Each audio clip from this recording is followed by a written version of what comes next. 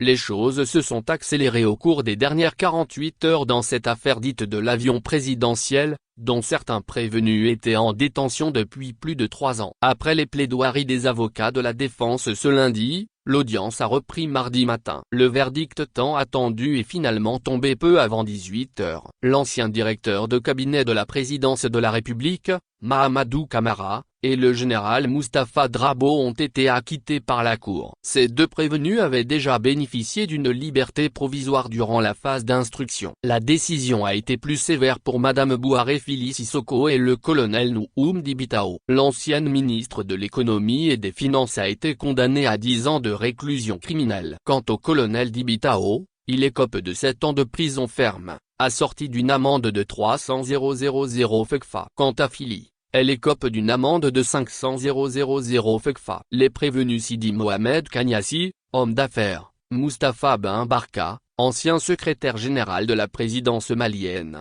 ainsi que les frères Kouma, Nouhou et Amadou, qui ont quitté le pays, ont été condamnés par contumace à la réclusion criminelle à perpétuité.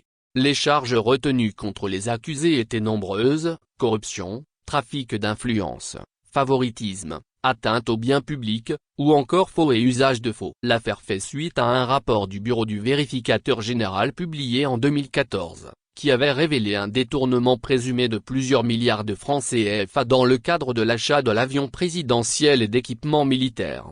9 personnalités décideurs politiques, militaires de haut rang et hommes d'affaires étaient sur le banc des accusés. 8 connaissent désormais leur sort. Le 9e, Soumeililou Boubei Maïga, ancien ministre de la Défense, est décédé durant la phase d'instruction du dossier.